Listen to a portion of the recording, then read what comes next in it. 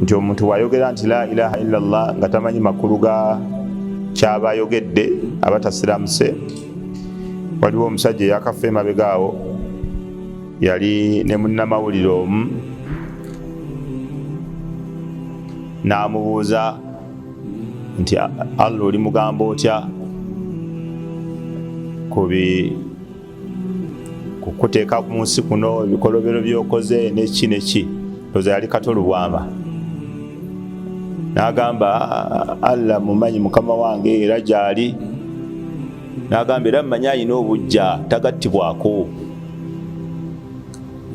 Kiraba n'atuula ne shahada n'ayogera ebigambo by'Oluwarabu nga bitegeeza shahada, naye awamu n'ekyo yafa si musiraamu.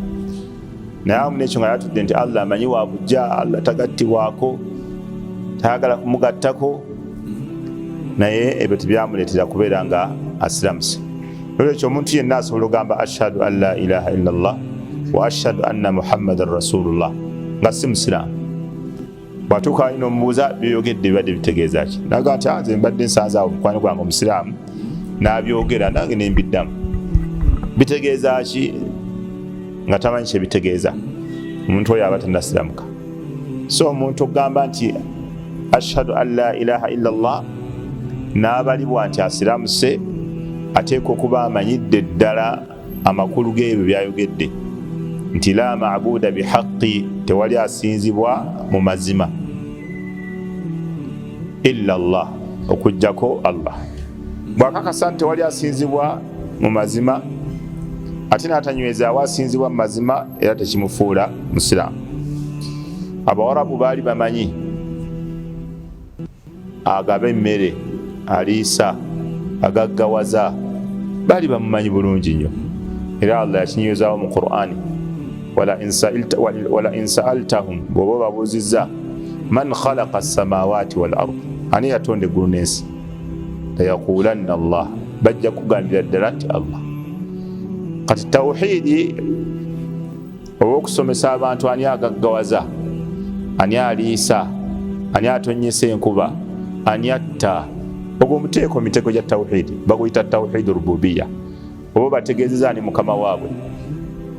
Omuntu bw'amanya nti Allah yatta, Allah yagaggawaza, Allah yawa obulamu, Allah yayavuwaza, Allah yatuliisa, Allah yatonnyesa enkuba, n'akomaawo ng'amutegeddeeko ebyo byokka, tekimufuula musiraamu.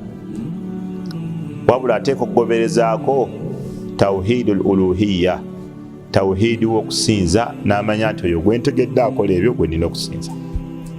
Wamma omuntu okutegeera nti Allah yatonyesa enkuba, yagaba ezzadde, naye ng'ate akyalina byasinza ebirala, ekyo kiba tekinnamufuula musiraamu. Omuteeko ogumu ogwa tawhiidi tegukufuula musiraamu. Okumanya nti otegedde Allah yatonyesa enkuba, yaliisa, yagaggawaza, yayavuwaza, ekyo tekikumala kubeera ng'oli musiraamu.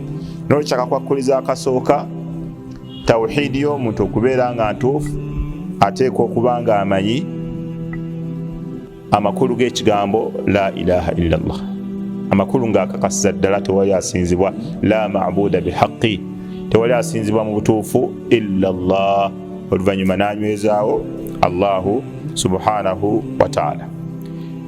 Akakwakulizaako okubiri, la ilaha illallah y'omuntu ebeera entuufu, bannatawhiidi ke baaleeta al-yaqiinu, ke kakwakulizo ak'okubiri.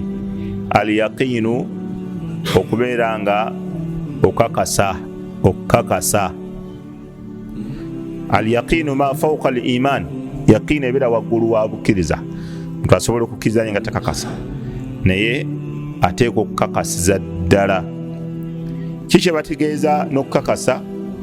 Bagamba nti bi an yakuuna qailuha, ateekwa okubeera nga ayogedde ekigambo ekyo mustayqinan bimadluli hadhihi alkalima, ng'akakasiza ddala ebigendererwa ne results z'ekigambo ekyo la ilaha illallah.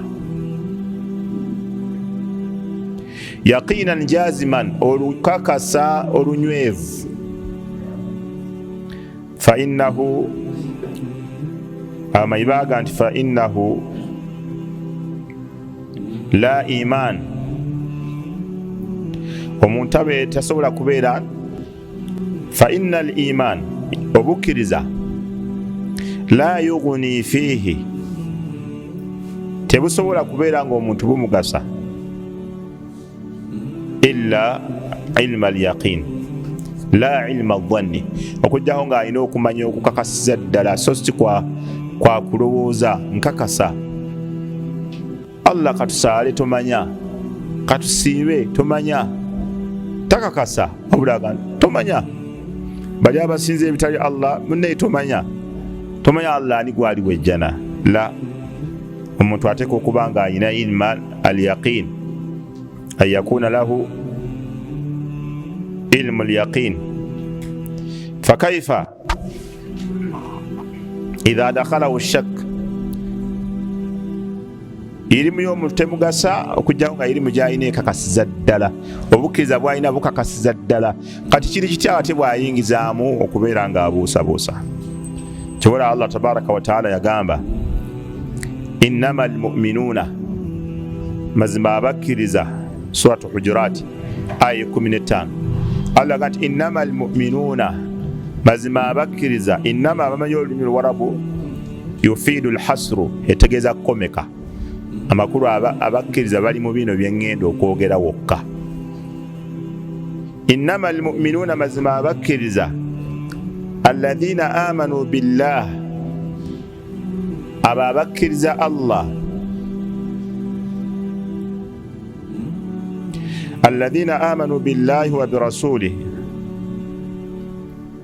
alladhina amanu billahi wa rasulihi thumma lam yartabu oluvannyuma ne batasigalamu kakolaki kakunkuna kabuusabuusa innama almu'minuna alladhina amanu billahi wa rasulihi thumma lam yartabu ne batasigalamu kabuusabuusa konna Allah yagamba wajahadu bi amwalihim wa anfusihim fi sabilillah ne balwana mu kkubo lya Allah ne batakabana mu kkubo lya Allah bo bennyini n'emmaali yaabwe Allah yagamba nti ulaika humus sadiqun abo be bayogera amazima be bayingira obusiraamu ebyamazima ebyaddala fashtarata fi sidqi imanihim Allah n'ateekawo akakwakkulizo mu kubeera nti obukkiriza bwabwe bwe balina butuufu fashtarata n'ateekawo akakwakkulizo fi sidqi imanihim billah wa rasuli okukakasa nti ddala bakkiriza Allah n'omubaka we kaunuhum lam yartab kwe kubeera nga tebasigalamu kubuusabuusa kwonna ayi lam yushakku tebasigalamu kabuusabuusa falmurtabu omuntu abuusabuusa nga la ilaha illa Allah yagikkiriza naye nga alinamu akabuusabuusa abamanyi bagamba fahuwa min almunafiqin omuntu oyo abeera mu bannanfuusi eyakkiriza Allah subhanahu wa ta'ala eyakkiriza Allah tabaraka wa ta'ala naye n'asigalamu akakunkuna fahuwa min almunafiqin oyo abalibwa nti ali mu bannanfuusi kubanga buli lwokkiriza Allah tabaraka wa ta'ala tolina kusigalamu kakunkuna konna ne hadisi entuufu eva ku mbaka Muhammadin sallallahu alayhi wa sallama mu hadisi abi Hurayra radiyallahu anhu qala agamba qala rasulullahi sallallahu alayhi wa sallama mbaka yagamba ashhadu an la ilaha illa Allah nkakasa titewali asinzibwa mu butuufu okujjako Allah wa anni rasulullah nange kenyini nekakasaako okubeera nga ndi mubaka wa Allah nabbi bwe yamala okwogera ekigambo ekyo n'akigoberezaako ekigambo ekigamba nti la yalqa allaha bihima abdun gayra shaqin oba gayra shaqin fihima illa dakhala aljanna naye byagamba sallallahu alaihi wasallama nti ye yennyini akakasa nti tewali asinzibwa okujjako Allah era naye yennyini yekakasa nti mubaka wa Allah nabbi n'agamba ebyo ebigambo ebibiri ebyo okukkiriza Allah n'okakasa n'omubaka wa Allah yagamba teri muddu wa Allah agenda kusisinkana Allah nga yalina ebigambo ebyo ebibiri, okukakasa Allah nti yasinzibwa yekka mu butuufu n'okukakasa omubaka Muhammadi sallallahu alaihi wa alihi wasallam. Yagamba teri muddu agenda kusisinkana Allah ng'ebigambo ebyo ghayru shakin au ghayra shakin fihima, nga tabibuusabuusaamu, illa dakhala aljanna, okujjako omuddu oyo agenda kuyingira ejjana. Wa fi riwaya, ne mu njogera ya hadisi endala, nabbi yagamba la yalka allaha bihima abdun ghayra shakin, tewali muddu agenda kusisinkana Allah nga yalina shahada ezebbiri nga taziinaamu kubuusabuusa kwonna, ghayra shakin fihima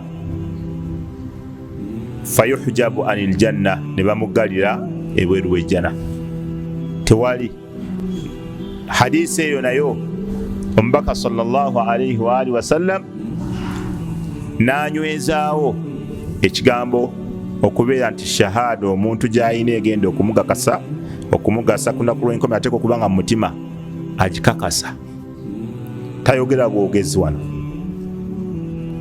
ateeka okuba nga akakasiza ddala byayogera.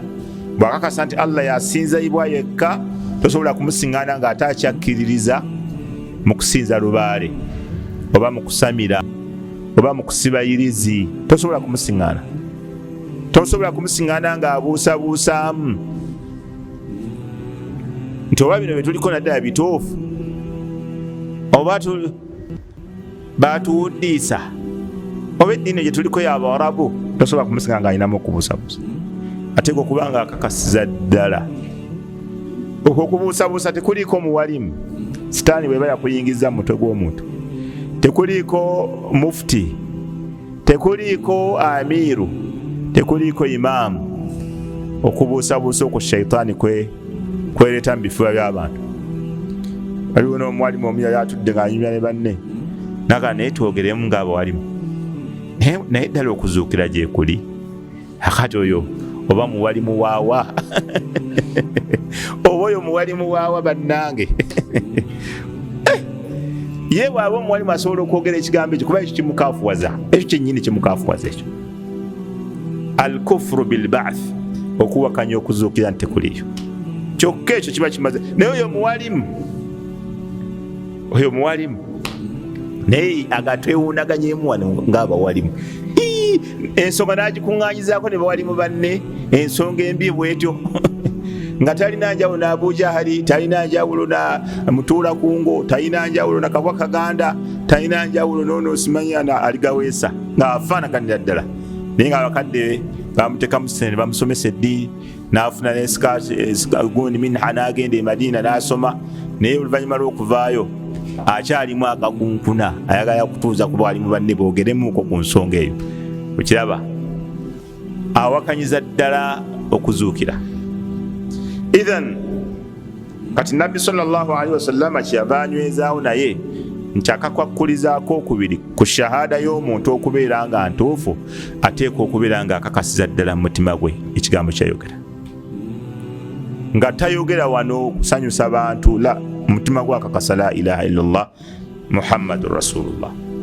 Hadisi endala era eraga nti okukakasa mu mutima kakwakkulizo, bw'oba tokayina shahada gy'olina ebanfu.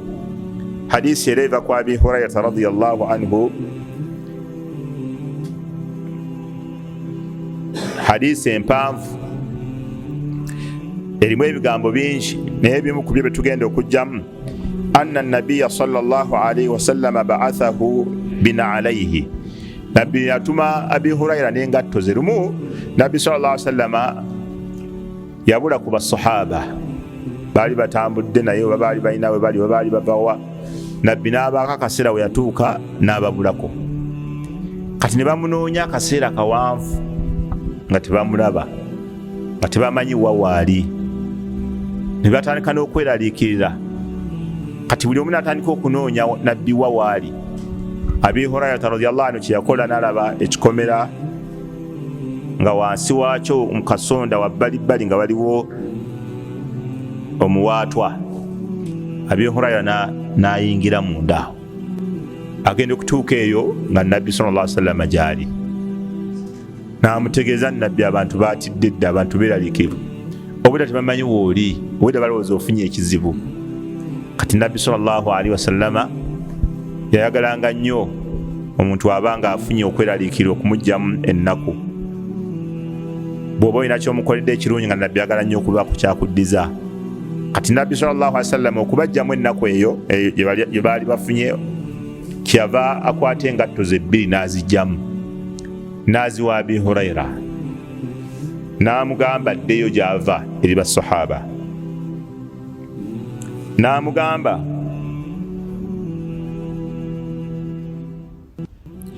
nti man laqiita oyo yenna gw'oba osisinkanye kati ng'oddayo min warai hatha alhaid emabega w'ekikomera kino yashhadu an la ilaha illa Allah ng'akakasiza ddala titewali asinzibwa mu butuufu okujjako Allah nabbi nayongera ku kino kitubaitwakala mustaiqinan biha qalbuhu naye ng'ekyo kyayogera ne mumutima kyakolaki kyakakasa kubanga oli asobola okwogera nga bannanfusi bakolanga bannanfusi bayogeranga la ilaha illallah ku mulembe gwa nabbi nga n'okusaala basaala nga n'okusiiba basiiba nga ne hijja bagenda ne bakola naye awo munekyo baali si basiraamu kyekyabafuula okuba nti baali basiraamu yaquluuna bi afwahihim ma laysa fi qulubihim bayogeranga no ku mimwa ebitali muki mu bifuba byabwe nga mubifuba byabwe bakkirizaamu birala era tekyabawonya tekyabayingiza busiraamu kati nabbi sallallahu alaihi wasallam kyobola yagamba teoyo yenna gw'osisinkana emabega w'ekikomero ekyo ng'akkiriza Allah nti ali omu naye mustaiqinan biha qalbuhu ng'ekyo ne mutima gwe kyekirimu fabashiruhu biljanna musanyuse nti Allah agenda kumuwa ejjana musanyuse nti Allah agenda kumuwa ejjana fashtarata hadisi mpanvu naye kitubali twagalamu fashtarata fi dukhuli qailiha aljanna nabbi n'atekawo nga kakwakkulizo k'omuntu oyo okubanga ayingira ejjana an yakuna mustaiqinan biha qalbuhu kwe kubeera ng'ekigambo ekyo kyayogera ne mumutima gwe kyakolaki kyakakasa nolwekyo ekigambo la ilaha illallah obumu ku bukwakkulizo bwakyo ak'okubiri bw'obeera ng'okyogedde oteekwa okubeera nga kyokakasa mu mutima gwo akakwakkulizo ak'okusatu akakwakkulizo ak'okusatu alqabul okukkiriza okukkiriza ng'okkiriza ki kuba kati obukwakkulizo bugobereragana akakwakkulizo akasooka oteekwa okuba omanya amakulu ga la ilaha illallah gy'ogenda okwogera ekyokubiri omala okugyogera noba nga byoyogera ne mutima obikola ki obikakasa senga omuntu osingana mukwano gwawe atali musiraamu mwabweru nga tufuluma ne mubuuzaganyako bw'omala n'omugamba yogera ebigambo bino n'omugamba gamba ashhadu naddamu ashhadu an la ilaha illa Allah wa ashhadu anna muhammadan rasulullah abasiramuse oba batasiramuse mulaba mutya abasiramuse oba batasiramuse abasiramuse bamanyi baawukanye masala seeka kati gwotuwa ekigambo ekisembayo seeka tuwa masala gasembayo bamanyi baawukanye aba ayogedde ekigambo ekiyingiza omuntu mu buki obusiraamu naye tumukakasa ddi nti asiramuse ng'akakasiza byakoze eki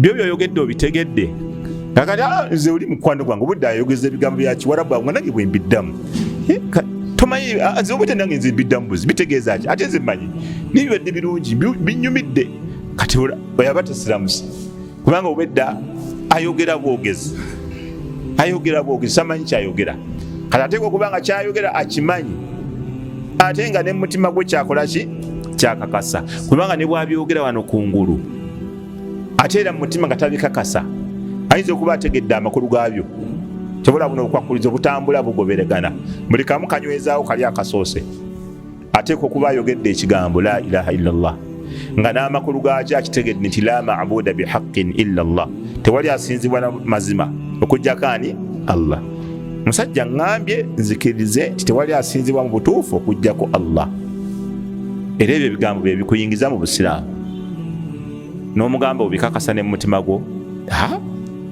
nga mbikakasa n'agamba ye musajja mukatuliki ate ye musajja mukatuliki ate abikakasa ate tabikakasa kitegeezo si musiraamu idhan omuntu wabeera nga ayogedde la ilaha illallah amakulu gayo agamanyi mutima tabikakasa taba musiraamu okutuusa nga abikakasizza ate omuntu bw'omubuuza n'omugamba nti gwokimanyi nti olina yakutonda n'agamba nti nkimanyi nina eyantonda n'omugamba yaani naga mwe abasiraamu muyita allah ye allah n'omugamba okimanyi nti waliwo atonyesa enkuba nti naamu manyi waali ye allah okimanyi nti waliwo agaba obugagga nti ye allah era abantu batera nnyo nokyogera nga bafiiriddwa batali basiraamu benyini bakyogera nnyo ku mikolo gyabwe nga baziika bagamba omulwadde oyo abasawo bakoze buli kyonna ekisoboka kutaasa obulamu bwe naye omukama teyakoze eki teyakkiriza tokiraba bakkiriza nti waliwo eyakoze eki eyamututte eyamusse eyamugjeemu obulamu omuntu wabeera nenzikiriza eyo nakkiriza tewali asinzibwa okujjako allah tewali awabulamu okujjako allah tewali awabulamu okujjako atta okujjako allah tewali agaggawaza adde okwavuwaza okujjako allah abeera musiraamu n'ekyo kyokka aba afuuse musiraamu mulaba muti bwombuuza ani yakutonda allah ani akuliisa allah ani agaggawaza allah ani akuwavuwaza allah ani atta allah abeera musiraamu oba taba musiraamu mulaba muti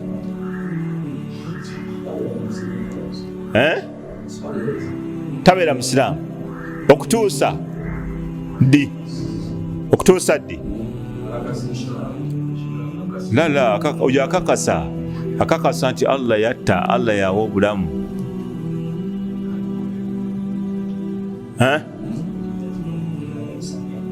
abatanaba musiraamu okutuusa ddi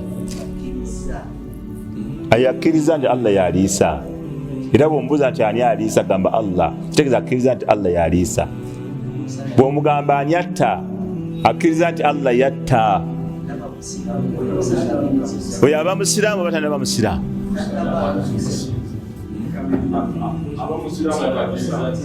aba musiraamu kabisa taba musiraamu kabisa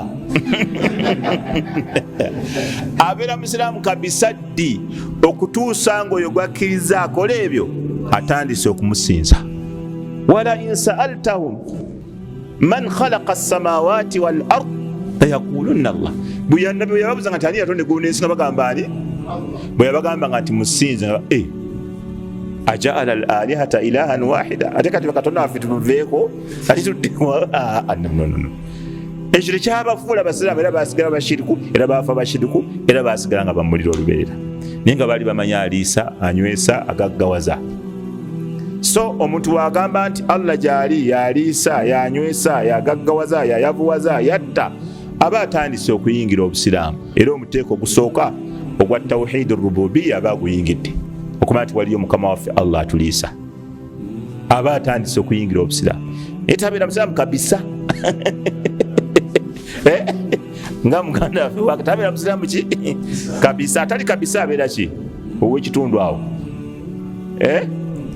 abeera musiraamu atanaba kuba kabisa naam idhan oteeka okubanga okakasiza allah otegedde la ilaha illallah entuufu ogikakasa mu mutima etwongerako akakwakulizaako okusatu alqabulu kyeki okukkiriza mu njogera ennyangu niye bwe tunannyonnyola ogenda kutegeera okukkiriza kiki bategeeza wano. Bategeeza okukkiriza lima qtadathu hadhihi lkalima biqalbihi wa lisanihi, ng'okkiriza buli kyonna ekitegeeza obusiraamu mu mutima gwo n'olulimi lwo, nga buli kyonna ekitegeeza obusiraamu okikkiriza n'olulimi lwo naki n'omutima gwo. Era waqad qassa Allahu azza wa jalla alaina, Allah yatunyumiza mu Qur'ani min anba'i ma qad sabaqa, mu mboozi ekwatagana ku bantu abaakulembera abaayita mu mirembe egyagenda, mu baagaana okubeera nga bakkiriza ekigambo la ilaha illa Allah, min intiqamihi, mu ngeri mimman abaw, abaagaana min qabulihi, okukikkiriza min intiqamihi, engeri yababonerezaamu. Qala ta'ala, Allah agamba uhshuru alladhina zalamu, bagenda gamba muzuukize abo abaali abalyazaamaanya, wa azwajahum, ne bakyala baabwe, wama kaanu ya'buduuna min duuni llah, n'ebyo bye baali basinza ebitali Allah, fahduhum ila sirati ljahim, mubakwase ekkubo eribatwala mu muliro jahim. Bali babatwala. Eno aya Allah subhanahu wa ta'ala, kino ekiragiro kigenda kubeera nga kiragirwa ku nnaku olw'enkomerero ng'abantu bamaze okuzuukira. Baliwo lwe bagenda okutuuka bagamba abantu nti mwenna muzuukire, mwenna musimbule, mugende ewa Allah wammwe. Bwe bali babasimbudde, Allah agendaga nti waqifuhum, mubayimirize awo we bali, innahum mas'uluun, kati ate bagenda kubuuzibwa. Okutuusa Allah yagamba innahum kaanu idha qila lahum la ilaha illa Allah, bwe babagamba nga nti mugambe la ilaha illa Allah, yastakbiruun, balinga beekuza ne bagaana okukikkiriza. Ekyo kigenda okubaleetera obuzibu, balinga beekuza. Wayaquluuna, era balinga bagamba a inna latariku alihatina lishairin majnun, tulekeyo bakatonda baffe, tulekeyo emizimu gyaffe, tulekeyo olubaale waffe, tulekeyo amayinja gaffe, tulekeyo emiti gyaffe, lishairin majnun, olwono omusajja omuyimbi omutontome omuguwa eddalu. Fajaala Allahu azza wa jalla, mweyo aya Allah yafuula illata ta'dhibihim, ensonga egenda okufuuka kanaaluzaala bababonereze, era nga yensonga egenda okufuuka kanaaluzaala okubayingiza omuliro, huwa istikbaruhum an qawlihim la ilaha illa Allah, kwe kubanga beekuluntaliza ku kigambo la ilaha illa Allah ne bagaana okukikkiriza. Wa takdhibuhum, n'okulimbisa man jaa biha, oyo eyakikola ki, eyajja nakyo. Allah yafuula ensonga egenda okubabonereza kwekuza nagaana kukkiriza la ilaha illa Allah. Falam yanfu ma nafathu, ne batagaana kusinza amasanamu nga la ilaha illa bwe gagaana. Walam yathbitu ma athbatahu, ate ne batanywezaawo kusinza Allah omu nga la ilaha illa Allah bwe yamunywezaawo. Bal qaalu inkaran wa istikbara, wabula bamuddamu mu ngeri y'okutamwa byayogera n'okwekuluntaza nga bagamba ajaala al alihata ilahan wahida, Muhammad kyagamba bakatonda baffe bonna tubaveeko, bonna abafuddemu katonda omu. Inna hadha la shay'un ujab, ne bagamba Muhammad kyaleese kyewuunyisa. Wantalaqa almalau minhum, era abaali nga ab'obuvunaanyizibwa mu bo ne bavaawo, animshu, ne bagamba ne bannaabwe mutambule mumuviire, wasbiru ala alihatikum, mugumiikirize musigale ku nnono zammwe, musigale ku byammwe, temubivaako. Inna hadha la shay'un yuradu, ekyo ekigambo kitubaagalamu. Ma sami'na bihadha fi lmillati al-akhira, bino Muhammad byaleese tetubiwulirako ku mirembe gyonna egizze giyita. kababere mbayudaaya kababere mbanaswara in hatha illa ikhtilaq Muhammad byalese ayina byagunjizaawo ebibye.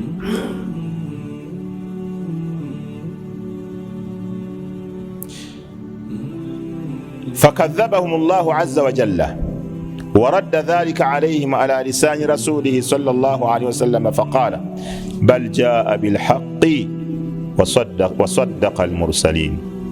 الله نالين بسيتغامو kyabwe ekyokugamba Muhammad sallallahu alaihi wasallam ayina byaleesewo bibye namugaa nti bagambe bal jaa bilhaq Muhammad byazze nabyo mazima era wasadaqa almursalin era n'ababaka abamukulembera bayogera mazima era azze kakasa babaka abamusookawo. thumma qaala fi shani man qablaha illa ibada allahi almukhlasin ulaika lahum rizqun ma'lum fawakih wa hum mukramun fi jannatin na'im. mwezo ayat Allah subhanahu wa ta'ala yanywezaawo omubaka sallallahu alaihi wasallam byazze nabyo nti mazima era nanywezaawo abaddu ba Allah tabaraka wa ta'ala abatagwa mu eyo etteeka abayawula Allah subhanahu wa ta'ala ne banga bakkiriza ebigambo bya Muhammadi sallallahu alaihi wasallam ne bamusinza. ahadisi mpitirivu omubaka sallallahu alaihi wasallama ze yayogera ezinywezaawo nti la ilaha illa Allah okubeera entuufu omuntu ateekwa okubeera ng'akkiriza buli kyonna kyegamba. mulimu abantu bangi ku mulembe gwa nabbi sallallahu alaihi wasallama abaaganira ddala okukkiriza shahada byegamba, abaaganira ddala okukkiriza obusiraamu bye bugamba. amakulu akakwakkulizo kano akokusatu kikategeeza okubeera nti kubanga akanaddako kagenda kubeera al inqiyad kuteeka mu nkola, naye okukkiriza nti nabbi byayogera mazima. ahadisi nyingi nnyo nabbi zayogera nga abantu abamu bwe baziteeka mu bwongo bwabwe bagamba mutuufu tezikola. ayati nyingi mu Qur'ani abantu bagezaako kuziteeka mu bwongo bwabwe bagamba tezikola. kati geraageranya ku ayati z'ebyobusika. ayati z'ebyobusika bw'otunuulira Allah tabaraka wa ta'ala engeri gye yagabamu ebyobusika, abantu bangi tebakkiriza, naddala abaana ab'obuwala tebakkiriza ngaba ya Allah tabaraka wa ta'ala gye yagabamu ebyobusika.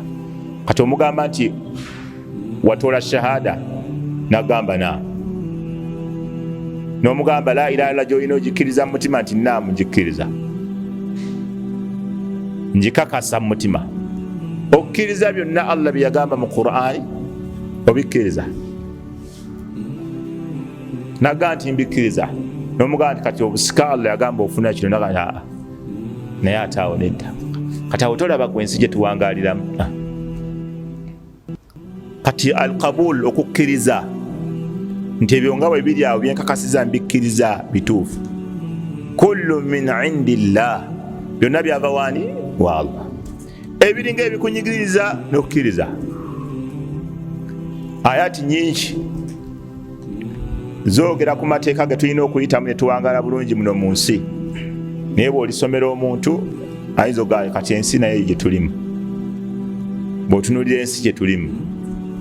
ahadisi nyingi nnyo nabbi sallallahu alaihi wasallam zeyayogera ng'abantu bw'ogimusomera tayagala hadisi ezo nazo kati ezimu hadisi ezo kati ng'akusomera hadisi ezimu kuba shaitaani eraba emmere erimu baraka n'egikuba egikusuuze.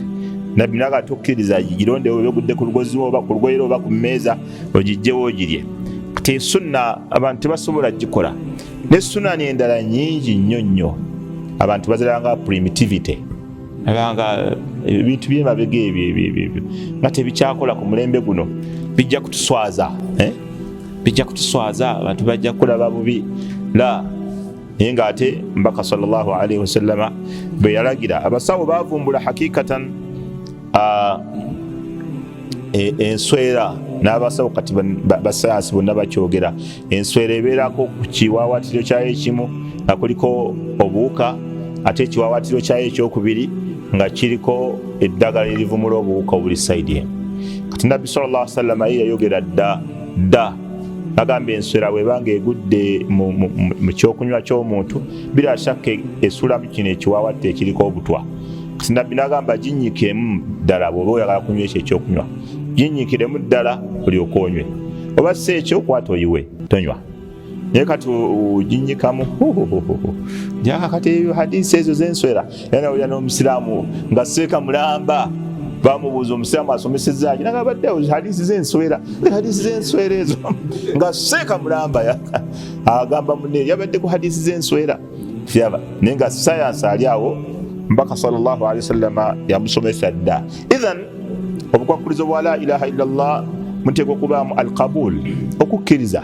Obusiraamu bye bugamba ng'okkiriza nga towalira nga towalaaza mpaka nga togaana. Kyobola abasahaba ebimu ku byabanguyiza obusiraamu kwe kuba nti ekyo Allah kyagambye khalas nga bakola, ekyo nabbi kyagambye khalas nga bakola. Wamma guno omulembe guno abantu bagala kyo nabbi teyakigamba nabbi teyakikola. Kati gwe kiraba mu bubi ki? Si kulaba mu bubi oba si bulungi oba si bulungi, wabula Allah yakyogera, Allah yakiragira, nabbi yakiragira. Bwe batalagidde sallallahu alaihi wasallam basahaba tebakola, naye bwe baawulira nga kyalagidde balina alqabul, okubeera nga bakkiriza.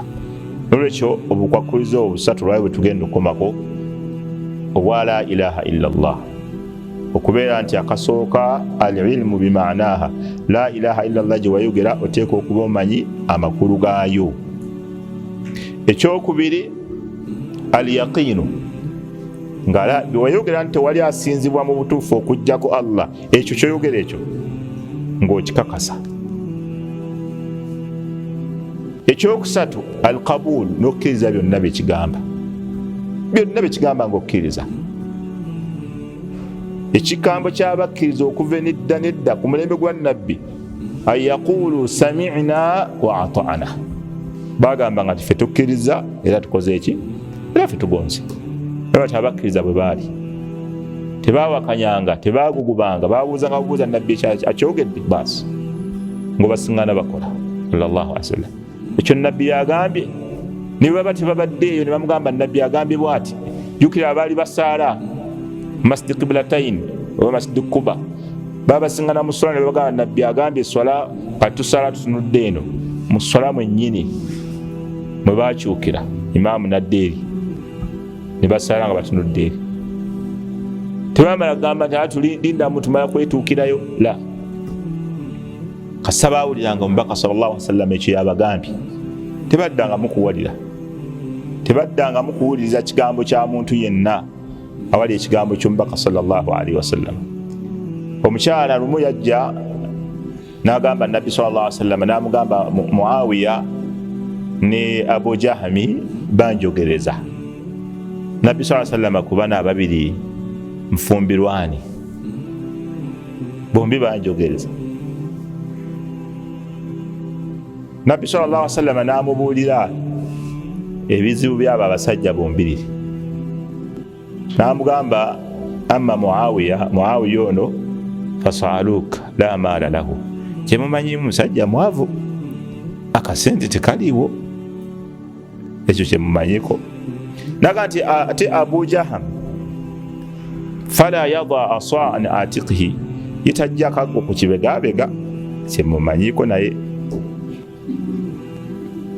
bakiraba. N'amugamba anke Usama, fumbirwa Usama bin Zaid. Kati oyo omukyala yali atamwa okufumbirwa Usama, kati Usama yali taata we yali muddu, ate nfumbirwa oyo. Oluvannyuma n'afumbirwa Usama. Agamba bwe nafumbirwa Usama, Allah n'amumpaamu baraka eza buli kika, Allah n'amumpaamu buli kirungi kyonna. Yali tasobola kuzzaayo kigambo kya nabbi sallallahu alaihi wa alihi wasallam. Kasaba amugamba nga nti nabbi yagambye, nga tazzaayo kigambo kye sallallahu alaihi wasallam kyaba amugambye. Be bati basahaba baali alqabul kibaita alqabul kubanga okkiriza ani agambye nabbi agambye khalas nokkiriza nga tolina taraddudu yonna nga tolina mukwekengera tolina mukusika muguwa ayati nyingi abantu bazikubako ekifuba naye ne biwunzika ngera tebafunye mu kirungi kati akakwakuliza aka alqabul okukkiriza kakulu nnyo nnyo nnyo ebiseera ebimu byabanga na byantalo nga bitiisa naye basahaba nga nabbi kasamugamba nti gwegenda okole kino ng'ayimukiramu nga taddawo lumu baali mugazi wati al ahzab ng'olutalo empewo nnyingi obutiti bungi okutya kungi abasajja bazze bangi naye empewo nekutulawo amawulire nga tebakyamanya abasajja kyekibaliko kyekigenda mu maaso nabbi n'abuuza ani agenda mu basajja abo gye bali abayingiremu atuleetera amawulire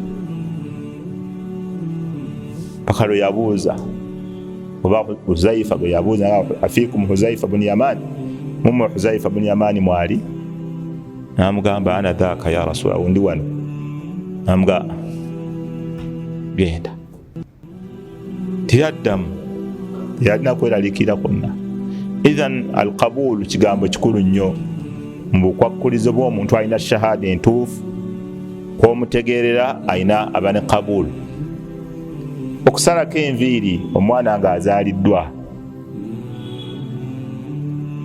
abantu abamu bakaluubirira okusalako abaana enviiri naddala ab'obuwala tebaagala kusalako enviiri akiika yokka ekaluubirira abantu naye ngaebyala byonna byonna babikola emikolo gyokka gye bakola ku mwana ng'agenda okuzaalibwa mikolo miyitirivu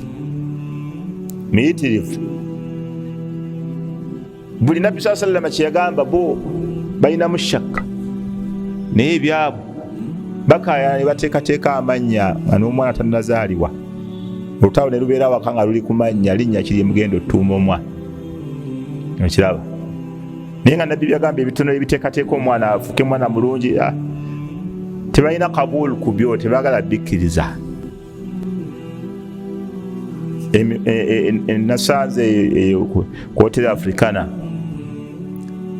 nga bategese eruumu yabadde nnene nga bagitaddemu balunzi bataddewo keeki bataddewo biki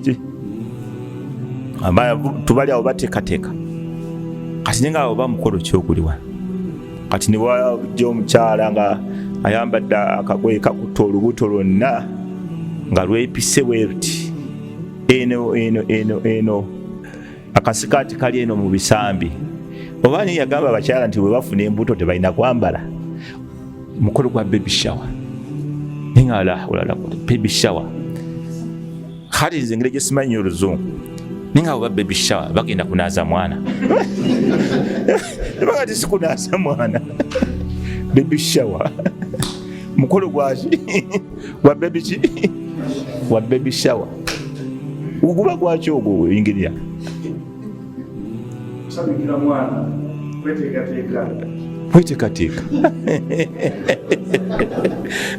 kweteekateeka kusanyukira mwana Allahu akbar era nga bakuyiyemu esente empitirivu kati juzi nadde ndi ku Zoom nsomesa ab'e Netherlands ne banga ate kati waliwo n'omulala ne bangamba omukyala agenda mu ddwaliro abuuze omwana ali munda kati n'akomawo awaka okuwa omwami w'amawulire ag'omwana ali munda ne bamuteekako wano obupapula bupaapi nga buliko abikula kamu kamu nabikulako gobi nabikulako kusita nabikulako okuna nabikula baby boy endulu neraya amasanyu ne gabeerawo emmere ne balya ne bakuba ebidongo ne bazinaawo kadi ogwo nagwo mukolo ogwo gonna muki mukolo guli awo guteekateeka mwana ahola ndoza aliyo n'emirala mwemba oluzungu gwomanye ebyoluzungu teriyo omulala teriyo omukolo omulala gwe bakola abasente bakola bingi wallahi bakola bingi kabisa la hawla wala quwwata bakola buli kika kya mukolo Allahu akbar divorce shower tena nayo gyeri eba kati yannaku aba yasanyu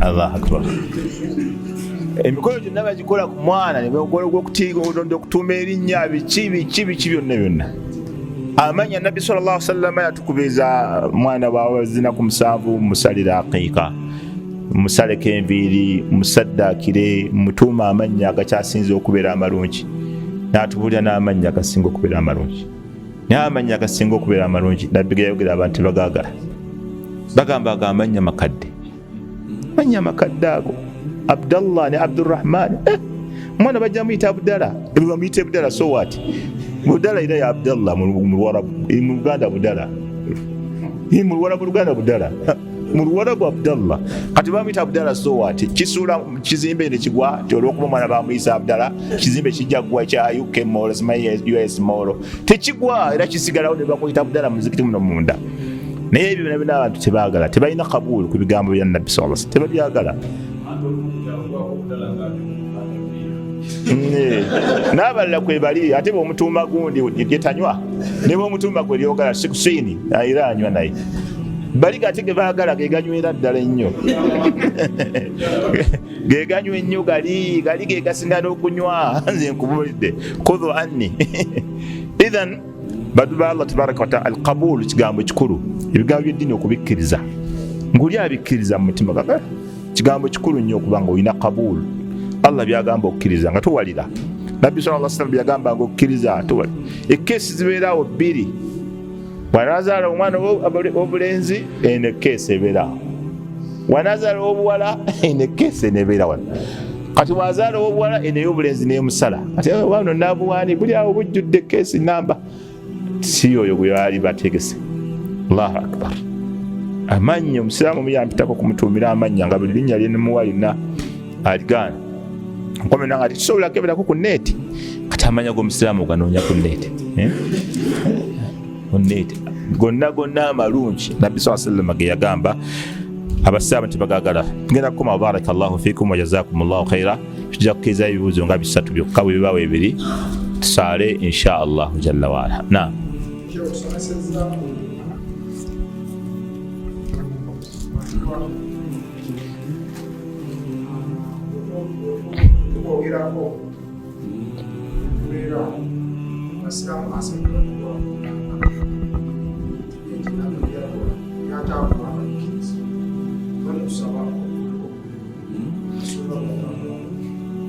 la kati olutalo lwajja baganda baffe bannabbidaa abasuufi abavubuka be bali ku ebyo ebigambo naye tosobola kutwala bigambo ebyo eddiini okuviirala ku basalafu abaatukulembera ina ebigambo byenakuŋŋaanyiza jjo abamanyi be bayogera basoba mu 20 nga bonna bagamba eddiini Allah kye yagamba nabbi kye yagamba abasahaba kye bakola ebitali ebyo si ddiini wamma ebyo ebigambo by'abasuufi abavubuka ababuzaabuza mubingi nnyo nabbi byataakola nga tubikola nga mmwe mubikola baba baagala just kuyimirizaawo biri ebigendererwa byabwe baba baagala kuyimirizaawo era bamenya bagamba mwe mutambulira mu motoka nabbi yatambulirako mu motoka